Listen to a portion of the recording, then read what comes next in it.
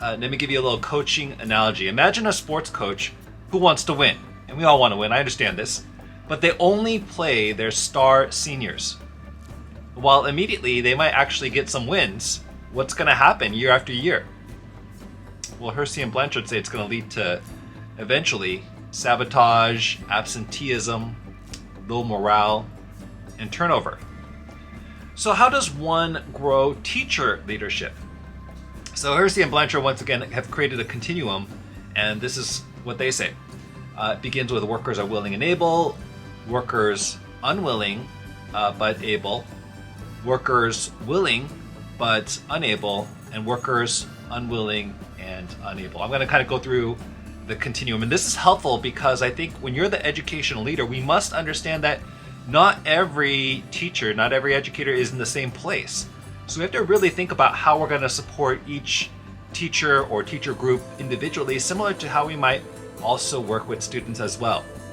So let's look at that first group. The teacher leader is willing and able. So these are like your star go-getters. You assign them, you delegate an assignment, or they're working on a particular project or task, and it gets done with excellence. So how do we support those folks? Well, definitely getting out of their way and supporting them, encouraging them, listening to them, affirming them. And I have a friend who actually used to play football, and he was an offensive lineman, and his job was to protect the quarterback. And so when he's working with his star folks, that's what he does. He tries to do whatever he can to protect those individuals so that they can win, so that they can get the touchdown. That's being an educational leader and supporting teacher leaders who are willing and able. Let's now move to the teacher leader who is unwilling, but they're able. And there's so many teachers I've met that are out here like this. Some might be relatively newer teachers who feel a little bit nervous about getting in front of their peers, or may not have their sea legs just quite yet. Or it might be teachers who have been in the field for some time, but they just feel nervous about their task and they might not see themselves or their own capacity.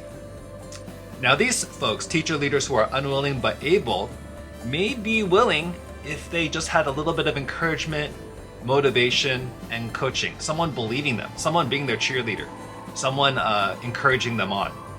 So I'm always looking to see how we can support folks who are kind of in that category, maybe a little bit unwilling, but very much capable. Folks who have been maybe unrecognized, but with a little bit of support, they would be stars, making a great difference in various areas. The third group is the teacher is willing, but unable to do the task well. And so once again, I think there's so many people out there with good intentions, and that's the nature of teachers. When there's a need, oftentimes there'll be a stepping up to that task. But once we get into that role, once again, sometimes it's so complex, it's difficult. It's difficult to accomplish a lot of those tasks that we've been assigned. So how do we support a teacher that's willing but may lack in some areas? Well, not leaving them alone for one thing, right? But coaching them, walking alongside them, modeling it for them. Now, for the educational leader, they might be tempted to say, you know what, I'm just going to do it myself because it's faster if I do it myself. But once again, the goal is not just completing the task, but the goal is completing the task together, and at the same time building that leadership capacity, where maybe that teacher at first is unable but then becomes able in that area.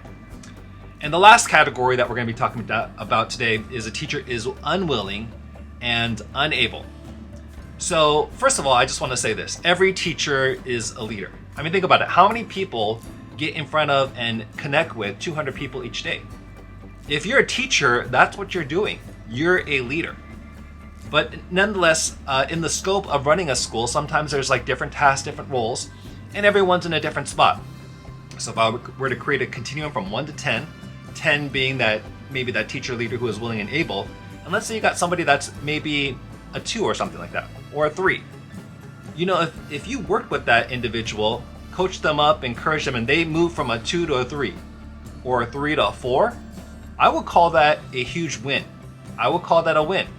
And think about that over years, 2 to a 3, 3 to a 4, 4 to a 5. At Ed Family, our goal is to help our students find out what they're good at so that they can do good with it. And no matter how strong of an educational leader you are, you cannot do it alone.